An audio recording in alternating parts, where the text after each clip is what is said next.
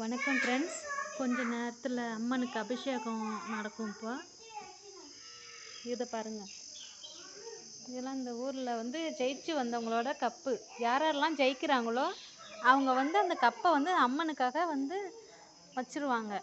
ஜெயிச்சதெல்லாம் அர்ப்பணிச்சிருவாங்க. அந்த கப்பெல்லாம் இதெல்லாம் இந்த ஊரில் உள்ளவங்க ஜெயிச்சு வச்சுருக்குறாங்க அம்மனுக்காக.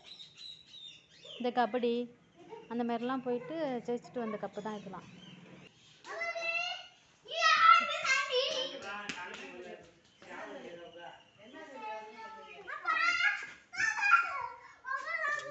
பேர் போடல.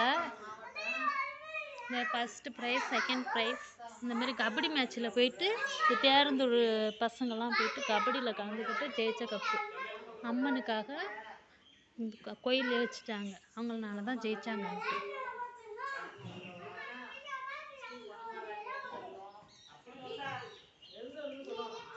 மேலே பாருங்க.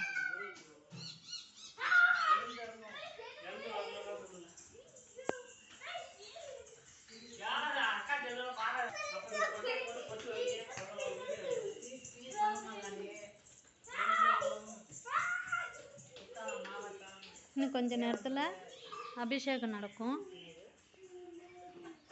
இந்த அம்மன் அழகாக சிலையை செஞ்சுருக்காங்க பாருங்க.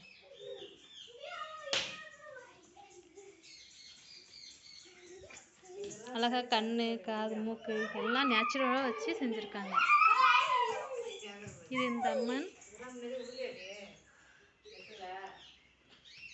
இந்த பாருங்க, அழகாக இருக்காங்க பாருங்க.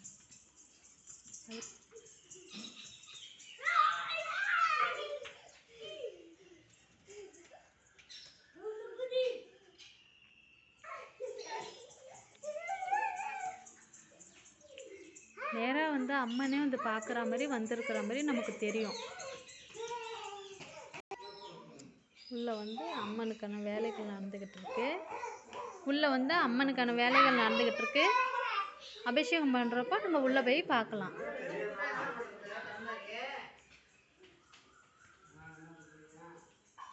பாருங்க, என்ன அழகாக இருக்கிறாங்க பாருங்க அம்மா.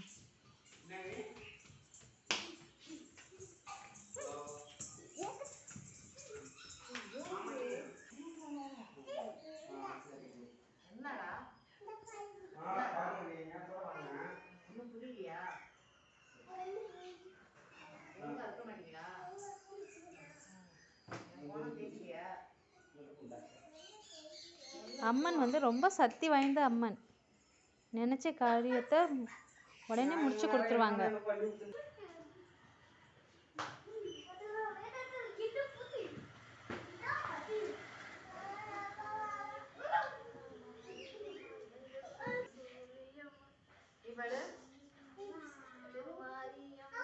உள்ள வேலை நடந்துட்டு இருக்கு. சாமியை அபிஷேகம் பண்ணுறதுக்கான வேலை பார்த்துக்கிட்டு இருக்கிறாங்க.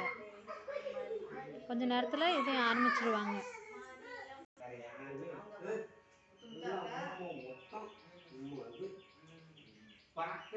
சுற்றி இந்த இடத்த போய் பார்க்கலாம். பசங்கள்லாம் விளையாண்டுட்டு இருக்காங்க பாருங்க. கவிப்பிரியன் சவுந்தர்.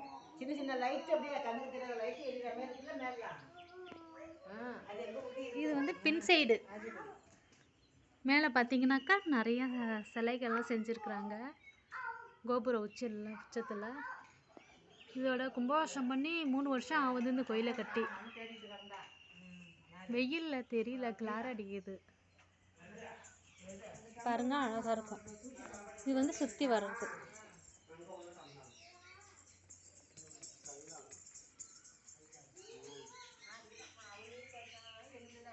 நாலு பக்கமும் சிங்கம் வச்சுருப்பாங்க பாருங்க.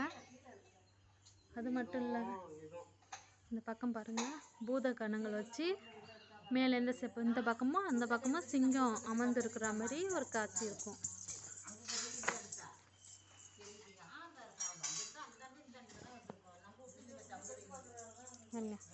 ஒரு குட்டி ஓடிக்கிட்டு இருக்கா.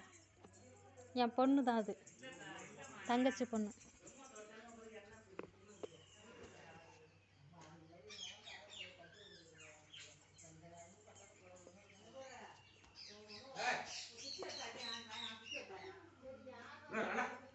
இந்த இடம் எதுக்கு ஆர்ச் மாரி கொடுத்துருக்காங்கனாக்கா, இந்த இடத்துல பெரிய பெல் ஒன்று கட்டலான்ட்டு வச்சுருக்குறாங்க. மணி உள்ளே வச்சுருக்குறாங்க, அது அப்புறமா கட்டிக்கலான்ட்டு வச்சுருக்குறாங்க. அதுக்காக தான். இது கிட்ட பார்த்தா இன்னும் அழகாக இருக்கும். கொஞ்சம் வெயில் அடிக்கிறதுனால சரியாக தெரியல.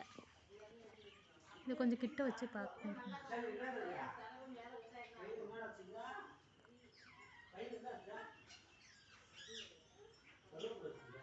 பாருங்க.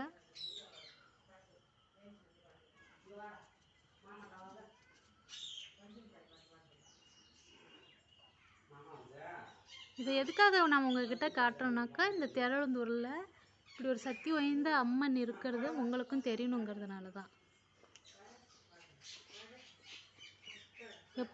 எப்படியாப்பட்ட பிரச்சனையாக இருந்தாலும் சரி, எந்த ஒரு கஷ்டமாக இருந்தாலும் சரி, எவ்வளோ மனசில் அவ்வளோ பாரம் இருந்தாலும் சரி, இந்த இடத்துல கொஞ்ச நேரம் உக்காந்து அழுதுட்டு போனால் மனசே ரொம்ப நிம்மதியாக இருக்கும். எனக்கும் இந்த ஊர் தான்.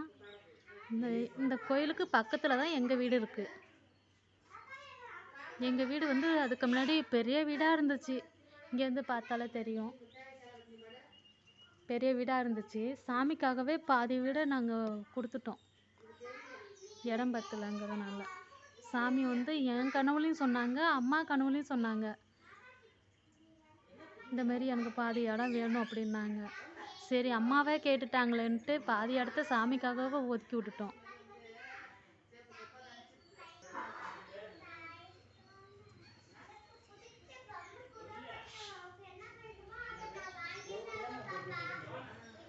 இதான் வாசல்.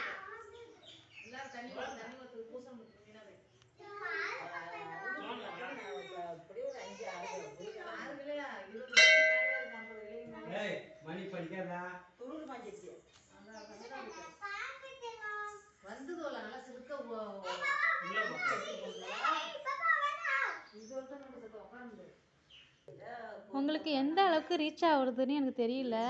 என்கிட்ட எந்த விதமான கேமராவும் எதுவும் இல்லை. ஜஸ்ட்டு நான் செல்ஃபோன் மூலயமா தான் உங்களுக்கு எல்லா விஷயத்தையுமே காட்டிகிட்டு இருக்கேன். ஏதோ எனக்கு தெரிஞ்சதை நீங்களும் தெரிஞ்சுக்கணுன்ட்டு ஆசைப்பட்றேன். அதுக்காக தான் இந்த வீடியோலாம் உங்களுக்கு எடுத்து அனுப்புகிறேன். இப்போ நம்ம உள்ளே போகலாம்.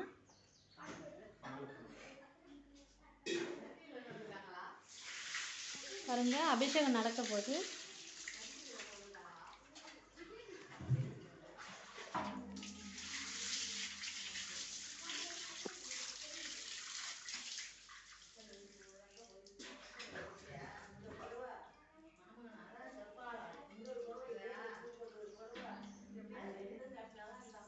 எனக்கு ஒரு டைம் நாகதோஷம் இருந்துச்சு.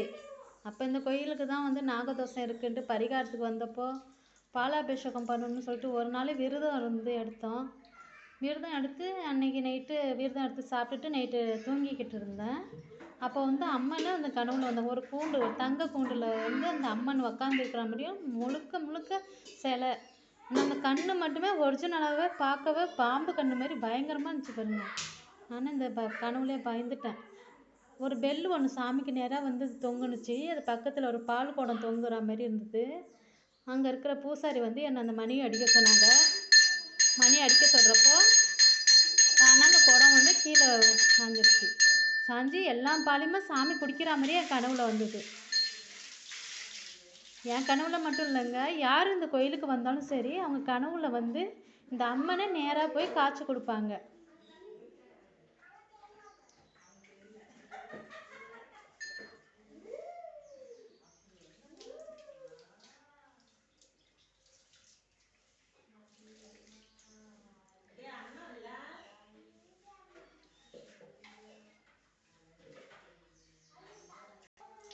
இப்போ வந்து திராவகம் அபிஷேகம் நடந்துகிட்டு இருக்கு.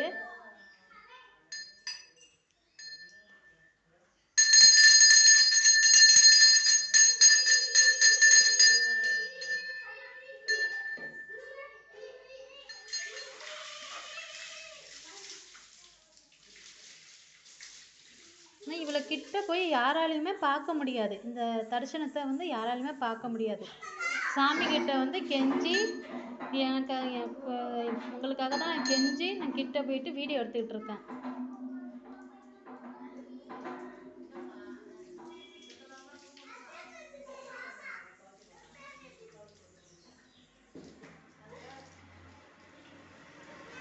சந்தன அபிஷேகம் நடந்துக்கிட்டு இருக்கு பாருங்க.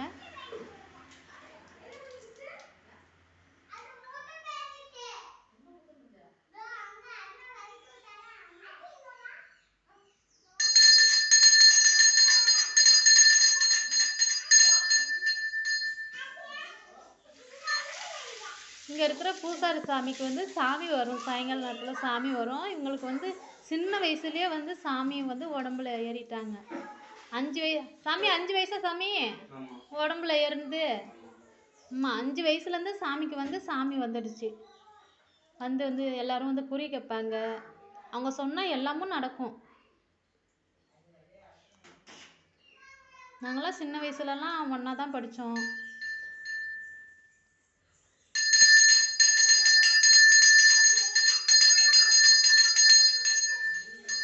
இப்போ சாமிக்கு வந்து 30 வயசு இருக்கும். கல்யாண வாழ்க்கையே வேணாம், எதுவுமே வேணாம் அப்படின்ட்டு சாமிக்காகவே தன்னுடைய முழுசையும் அவங்களுக்கு சாமிக்காகவே அர்ப்பணிச்சிட்டாங்க. அவங்களோட ஒட்டுமொத்த வாழ்க்கையும் சாமிக்காக தான் அப்படின்ட்டு அர்ப்பணிச்சுட்டு சாமிக்கு வந்து பணிவிடை செஞ்சுக்கிட்டு தொண்டு செஞ்சுக்கிட்டு இருக்காங்க.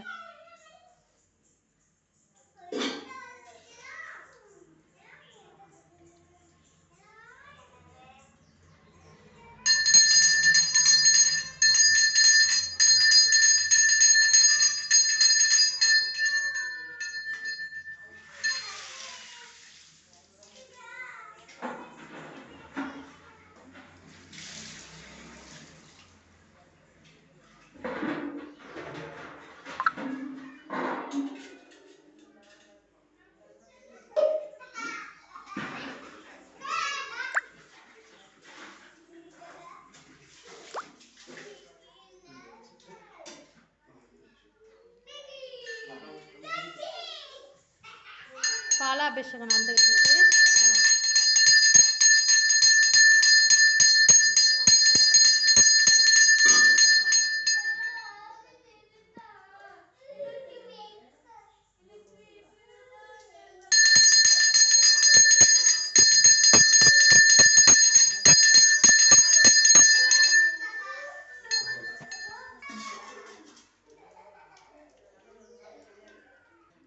பாலாபிஷேகம் பண்ணுறாங்க.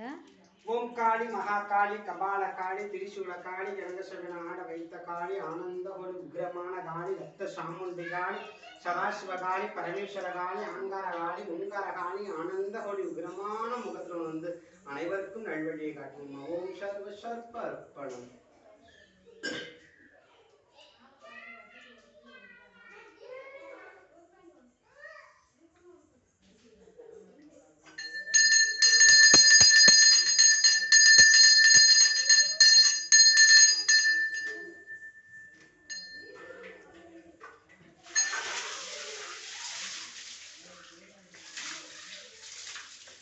அலங்காரம் பண்ணிட்டு இந்த வீடியோ போதும். அலங்காரம் பண்ணதுக்கப்புறம் சாமியை பார்க்கலாம். உங்களுக்கு சின்ன வீடியோவை எடுத்து அனுப்புகிறேன். நன்றி, வணக்கம்.